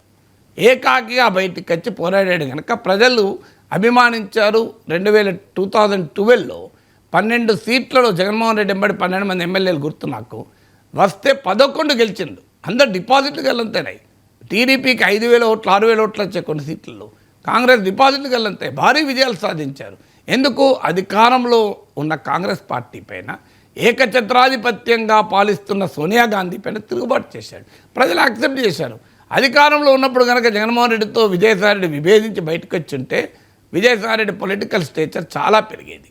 కానీ అధికారం పోయినాక బయటకు వచ్చాడు కనుక సహజంగానే ప్రజలు చూసే విధానం మారిపోతుంది.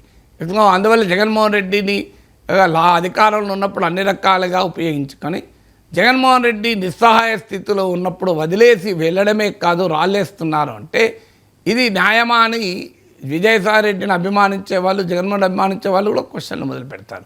అయితే విజయసాయిరెడ్డికి కోపం రావడానికి జెన్యున్ రీజన్స్లే ఉండవచ్చు. డెఫినెట్గా రాజకీయ నాయకులు వ్యవహరించే తీరు అల్టిమేట్గా ప్రతి వ్యక్తి మనిషే కదా. విజయసాయిరెడ్డికి కూడా రాగద్వేషాలు ఉంటాయి కదా. జగన్మోహన్ రెడ్డి గతంలో ఇచ్చిన ప్రియారిటీ ఇప్పుడు ఇవ్వకపోతే సహజంగానే నొచ్చుకుంటాడు. ఎందుకంటే జగన్మోహన్ రెడ్డికి అన్ని రకాలుగా ఆర్థిక లావాదేవీల నుంచి మొదలుకొని రాజకీయ పరిణామాల వరకు రాజశేఖర రెడ్డి కుటుంబంతో అంటిపెట్టుకున్న వ్యక్తి కదా. ఇప్పుడే కాదు కదా, ఈవెన్ రాజశేఖర రెడ్డి టైం నుంచి ఈవెన్ ఇప్పుడు షర్మిల జగన్ డిస్ప్యూట్లో కూడా విజయసాయిరెడ్డి సాక్షి. సో అలాంటి విజయసాయిరెడ్డిని మరి జగన్మోహన్ రెడ్డి ఏ కారణ రీత్యా దూరం పెట్టాడో తెలియదు. సో దూరం పెట్టడాన్ని అంటే జగన్మోహన్ రెడ్డి కొలువులో ఒక అప్రతిహతమైన పొజిషన్ ఎంజాయ్ చేసి వైఎస్ఆర్ కాంగ్రెస్ పార్టీలో తిరుగులేని పొజిషన్ ఎంజాయ్ చేసిన తర్వాత ఆ ప్లేస్లో సజ్జల రామకృష్ణారెడ్డో మరొకరో వస్తే సహజంగానే విజయసాయిరెడ్డి వ్యక్తిగతంగా భరించలేడు కదా. సో అందువల్ల there is a personal angle to it, there is a political angle to it, there is obviously ED Modi angle to it. Last topic వచ్చేసి ఏపీ అసెంబ్లీలో మహిళా సాధికారతపై జరిగిన చర్చ సందర్భంగా చంద్రబాబు నాయుడు మాట్లాడారు. సార్, డీలిమిటేషన్తో అసెంబ్లీకి 75 మంది మహిళలు వస్తారు, 1.75 లక్షల మంది మహిళల్ని పారిశ్రామికవేత్తలుగా తీర్చిదిద్దాలి, టీడీపీతోనే స్త్రీ సాధికారతకు బీజం అని చెప్పేసి ఈ డీలిమిటేషన్తో అసెంబ్లీకి 75 మంది మహిళలు రాబోతూ ఉన్నారన్న చంద్రబాబు నాయుడు బయట ప్రెస్. ఈ రోజు అధ్యక్ష 8% ప్రారంభమైనటువంటి రాజకీయ రిజర్వేషన్లు స్థానిక సంస్థల్లో నేను 95లో 33% చేశాను. ఇది ఈ రోజు 50% అయింది. దేశంలో మొన్నే బిల్లు పాస్ చేశారు, 33% రిజర్వేషన్లు. నెక్స్ట్ అసెంబ్లీకి వచ్చే లోపల డీలిమిటేషన్స్ అయిపోతే ఈ రిజర్వేషన్లు వస్తే 33% ఆడబిడ్డలు ఈ సభలో ఉంటారు. 75 మంది ఆ రిజర్వేషన్ ప్రకారం 1/3 ఉంటారు. మంత్రులు కూడా 1/3 ఉంటారు. ఇది శుభ పరిణామం అని చెప్పి కూడా మీకు తెలియజేస్తున్నా. ఏదైతే నేను చెప్పానో రాజకీయంగా ఆర్థికంగా ఈ రెండు పైకి వస్తే సామాజికంగా ముందుకు పోయే పరిస్థితి వస్తుంది, అది జరుగుతుంది. దక్షిణాది రాష్ట్రాలు అపోజ్ చేస్తూ ఉన్నా కూడా చంద్రబాబు నాయుడు టైం వచ్చినప్పుడు చెప్దాం డీలిమిటేషన్ మీద అంటూ ఉన్నారు. సార్, ఇప్పుడు 22 మంది పోటీ చేశారు గత ఎన్నికల్లో టీడీపీ తరఫున, 20 మంది గెలిచారు. జనసేన నుంచి ఒకరు ఉన్నారు, 21 మంది. ఇది డీలిమిటేషన్ అయితే 75 మంది అవుతారు అనేది చంద్రబాబు నాయుడు గారు వాదన. ఇప్పుడు డీలిమిటేషన్ ఇష్యూ ఆంధ్రప్రదేశ్ ఇష్యూ కాదు, డీలిమిటేషన్ ఇష్యూ ఉమెన్ రిప్రజెంటేషన్ కాదు. డీలిమిటేషన్ జరగకపోయినా సీట్లు పెరిగితే ఆటోమేటిక్గా ప్రపోర్షనేట్గా మహిళా రిజర్వేషన్లు వస్తే 1/3 అవుతారు కదా. డీలిమిటేషన్ కాకపోయినా కూడా మీకు ఇప్పుడు 58 మంది అవుతారు. ఎట్లా 59 మంది కావాల్సిందే కదా, మీకు 58 అవుతారు మరి. సో ఈవెన్ మహిళా రిజర్వేషన్ వస్తే 75 అది 58 ఎట్లాగా అవుతారు. సీట్లు పెరిగితే 75 అవుతారు. అది ఇష్యూ కాదు. అంటే నరేంద్ర మోడీ ప్రభుత్వము, బీజేపీ ప్రభుత్వము డీలిమిటేషన్ ద్వారా దక్షిణ భారతదేశ రాజకీయ ప్రాధాన్యతను తగ్గించే ప్రయత్నం చేస్తుంటే, దక్షిణ భారతదేశానికి ఆర్థిక వనరుల కేటాయింపులో అన్యాయం చేస్తుంటే దాన్ని సమర్థించడానికి చంద్రబాబు నాయుడు బ్యాటింగ్ చేయడం బాధాకరం. ఎందుకంటే తెలుగువారి ప్రయోజనాల కొరకు పుట్టిన పార్టీ, కేంద్ర రాష్ట్ర సంబంధాలలో కేంద్ర ఆధిపత్యానికి వ్యతిరేకంగా ఎన్టీ రామారావు నాయకత్వంలో చారిత్రక పోరాటం జరిపిన పార్టీ, భారత పార్లమెంట్లో ప్రతిపక్ష హోదా పొందిన ఏకైక ప్రాంతీయ party. Of course leader of the opposition లేకపోవచ్చు ఆ రోజుల్లో, కానీ మెయిన్ అపోజిషన్ టీడీపీ ఒక దశలో అంత గొప్ప పాత్ర పోషించిన పార్టీ, జాతీయ రాజకీయాల్లో కేంద్ర ఆధిపత్యాన్ని ప్రశ్నిస్తూ యునైటెడ్ ఫ్రంట్, నేషనల్ ఫ్రంట్ అనే 2 ప్రయోగాల్లో కీలక భూమిక పోషించిన పార్టీ, ఎన్డీఏ జాతీయ రాజకీయాల్లో ఒక భూమిక పోషించిన పార్టీ, ఇంత హిస్టరీ ఉన్న పార్టీ, గవర్నర్ వ్యవస్థ పైన వీరోచితంగా పోరాడి గవర్నర్ వ్యవస్థను రద్దు చేయాలి అన్న పార్టీ, చివరకు భారత ఫెడరలిజాన్ని కాపాడేందుకు రామారావు నాయకత్వంలో కేంద్రమే మిథ్య అని, సెంటర్ ఇస్ ఎ మిత్ అని ఒక చారిత్రకమైన ఫెడరల్ పోరాటాలు జరిపిన పార్టీ తెలుగుదేశం. ఆ పార్టీకి ఒక గొప్ప నాయకత్వం వహించింది చంద్రబాబు నాయుడు. అన్ఫార్చునేట్ ఈరోజు నరేంద్ర మోడీని బీజేపీ సౌత్ ఇండియన్ లీడర్లు కూడా సమర్థించడం లేదు ఇంత గట్టిగా. చంద్రబాబు నాయుడు సమర్థించిన ఆవేదన కలిగిస్తుంది. ఇలా చంద్రబాబు నాయుడు నాయకత్వం వహించాల్సింది దేనికి? అయ్యా నేను ఒకటే సూటిగా అడుగుతున్నా, డీలిమిటేషన్ వస్తే 75 మంది మహిళలు వస్తే తర్వాత సంగతి. పార్లమెంట్లో తెలుగువారి ప్రాతినిధ్యం ఇవాళున్న వాటా కన్నా పెరుగుతుందా, తగ్గుతుందా, అలాగే ఉంటుందా? ఇది చంద్రబాబు నాయుడు సమాధానం చెప్పాలి. ఇప్పుడు 543 మందిలో తెలుగు వాళ్ళు 42 మంది ఉన్నారు. ఎందుకంటే నేను ఆంధ్రప్రదేశ్ని కూడా అనడం లేదు, ఎందుకంటే చంద్రబాబు నాయుడిని తెలుగువారి నాయకుడిగా చూస్తున్నాను, తెలుగు జాతికి నాయకుడిగా చూస్తున్నాను. చంద్రబాబు నాయుడు పదే చెప్పాడు, నేను తెలుగు జాతికి నాయకుడిని, ప్రపంచంలో తెలుగువారు ఎక్కడున్నా నేను వారి ఇంట్రెస్ట్ల కొరకు పనిచేస్తానన్నాడు. సో చంద్రబాబు నాయుడు గారు 543 మందిలో 42 మంది ఉన్నారు. అంటే ఎంతమంది మీరు లెక్కేయండి, 8% అవుతుందా సుమారు మీకు? సో యూ క్యాలిక్యులేటెడ్ 8% కావచ్చు, బహుశా లెస్ దెన్ 8% అవుతుంది. సో మీరు అరౌండ్ 8% అనుకుందాం. సో క్విక్ కాల్కులేషన్ చేస్తే మీరు చేయండి, ఈలోగా ఎంత పర్సెంట్ అవుతుంది. రేపు డీలిమిటేషన్ తర్వాత తెలుగు ఎంపీలు ఇంతమంది ఉంటారా? ఇది నాకు చెప్పండి. ఉంటారు అని మీరు హామీ ఇవ్వండి, పెరగకపోయినా మంచిదే, తగ్గదు అని హామీ ఇవ్వండి. నేను చంద్రబాబు నాయుడు పూర్తిగా సమర్థిస్తాను. సో ఇవాళ నరేంద్ర మోడీ ప్రభుత్వము 543 మంది ఎంపీలలో తెలుగువారికి ఉన్నటువంటి ప్రాతినిధ్యాన్ని తగ్గిస్తుంటే, మీ చంద్రబాబు నాయుడు తెలుగువారి ప్రయోజనాల కొరకు నిలబడాల్సిన నాయకుడు కాస్త రాజకీయ అవసరాలకు మరి ఇవాళ నరేంద్ర మోడీకి పబ్లిక్ రిలేషన్ చేయడం ఏంటి అని నాకు బాధేస్తుంది. బాధతో చెప్తున్నా, ఆవేదనతో చెప్తున్నా. ఎందుకంటే చంద్రబాబు నాయుడును ఆ స్థాయిలో చూడడం ఇష్టం లేదు. చంద్రబాబు నాయుడును ఫెడరల్ వ్యవస్థ పరిరక్షణ కొరకు, రాష్ట్రాల హక్కుల పరిరక్షణ కొరకు నాయకుడిగా చూడాలని కోరిక తెలుగు ప్రజలే కాదు, ఎంటైర్ సౌత్ ఆఫ్ ఇండియాస్, దక్షిణ భారతదేశ ప్రజలందరికీ నాయకత్వం వహించాలి. ఎందుకంటే ఇంత స్టేచర్ ఉన్న ఏ రీజనల్ లీడర్ లేడు. మీరు భారతదేశం మొత్తం మీద, ఈవెన్ సౌత్ ఇండియాలోనే కాదు, ఎంటైర్ కంట్రీలో ఇంత టవరింగ్ రీజనల్ లీడర్ ఎవరు చెప్పండి నాకు? నిజంగా చంద్రబాబు నాయుడు కావాలనుకుంటే దేవగౌడ ప్లేస్లో ప్రైమ్ మినిస్టర్ అయ్యేవాడు కదా, అందరికీ తెలుస్తుంది. సో 110% ప్రైమ్ మినిస్టర్ అయ్యేవాడు చంద్రబాబు నాయుడు కోరుకుంటే. అలాంటి స్థాయిలో ఉన్న నాయకుడు ఈ దశలో, ఇప్పుడు రాజకీయాల్లో ఇంత సీనియారిటీ వచ్చిన దశలో ఎందుకు చరిత్రలో ఆ పాత్ర పోషించకూడదు? పైగా చరిత్రలో ఆ పాత్ర పోషించకపోయినా మౌనంగా ఉన్నా మంచిదే. కానీ చరిత్రలో తెలుగువారికి, దక్షిణాది ప్రజలకు అన్యాయం జరుగుతుంటే ఆ అన్యాయాన్ని బలంగా సమర్థించిన నాయకుడిగా చంద్రబాబు నాయుడు ఎందుకు ఉండాలి అని అంటున్నాను. సో ఏ అవసరం ఏంటి అంటున్నాను అంతా.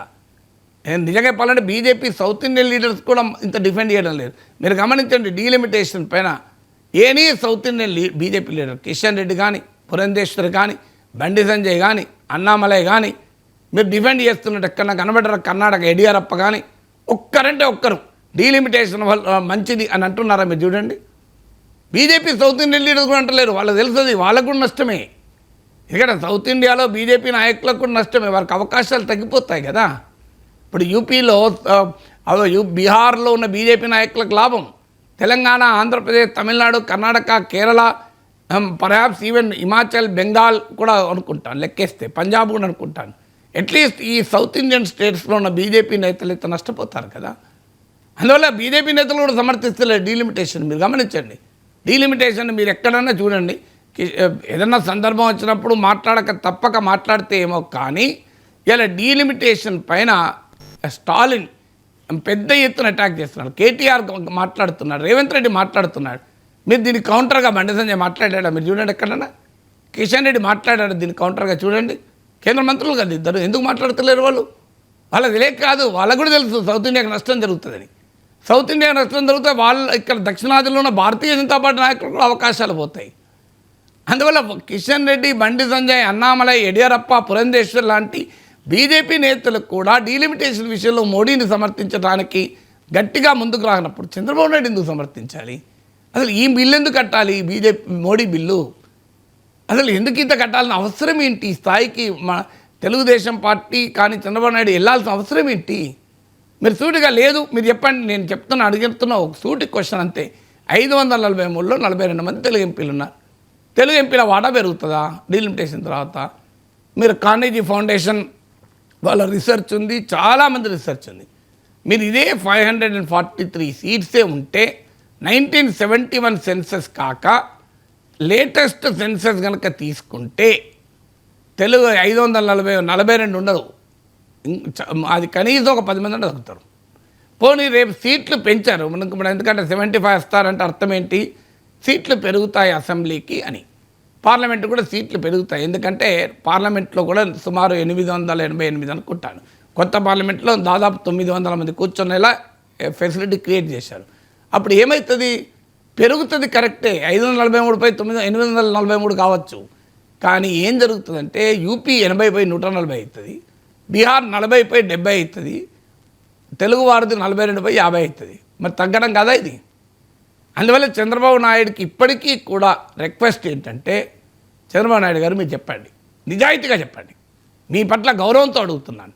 తెలుగు వారి ప్రాతినిధ్యము డీలిమిటేషన్ తర్వాత భారత పార్లమెంట్లో ఏ సేమ్ ఉంటుంది, బి తగ్గుతుంది, సి పెరుగుతుంది. నేను చెప్పేది తగ్గుతుంది అంటున్నాను. Please prove me wrong, please prove me wrong. చేతులు జోడించి అడుగుతున్న చంద్రబాబు నాయుడు, నేను తెలుగువారి ప్రాతినిధ్యం తగ్గదు అని చెప్పి మీరు ప్రూవ్ చేయండి. మరి మీరు ఎందుకు కొట్లాడరు తెలుగువారి తరఫున? ప్రపంచవ్యాప్తంగా తెలుగువారికి గుర్తింపించిన నాయకుడు కదా. ఇన్ఫర్మేషన్ టెక్నాలజీ ద్వారా ఇలా వరల్డ్లో ఎక్కడికన్నా పోండి, the one leader the world knows ఈ చంద్రబాబు నాయుడు. మీరు వరల్డ్ బ్యాంక్ ఆఫీస్కి వెళ్ళండి, నేను అమెరికాలో కూడా చూశాను. సో మీరు ఇంటర్నేషనల్గా తెలిసిన ప్రాంతీయ పార్టీ నాయకుడు ఉండడు. మీరు వరల్డ్ బ్యాంక్ ఆఫీస్కి వెళ్ళండి, చంద్రబాబు నాయుడు అంటే తెలుస్తుంది. IMF ఆఫీస్కి వెళ్ళండి, చంద్రబాబు నాయుడు అంటే తెలుస్తుంది. తెలుగువారికి అంతర్జాతీయ గుర్తింపు ఇచ్చారు. ఇలా ప్రపంచవ్యాప్తంగా తెలుగువారు ఉన్నారంటే అందులో ఒక కీలక పాత్ర చంద్రబాబు నాయుడు పోషించాడు.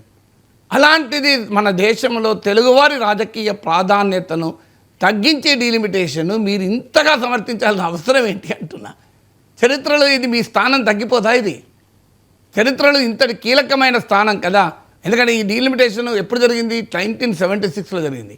మళ్ళీ 2026 50 ఏళ్ళకు ఒకసారి వచ్చేటువంటి సందర్భం, పొలిటికల్ మహాకుంభ్ ఇది. అలాంటి సమయంలో మీరు ఏ పాత్ర పోషిస్తారు హిస్టరీలో అనేది నెక్స్ట్ తరాలు గుర్తుంచుకుంటాయి. చంద్రబాబు నాయుడు గారు నెక్స్ట్ భవిష్యత్ తరాలు గుర్తుంచుకుంటాయి.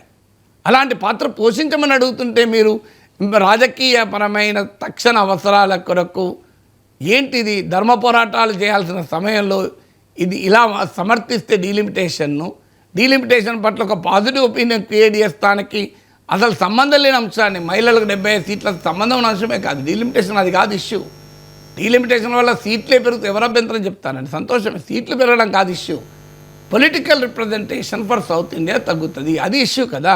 ఆ ఇష్యూని డైవర్ట్ చేయడానికి ఏంటి అనేది నేను అడుగుతున్న ప్రశ్న. Thank you so much sir.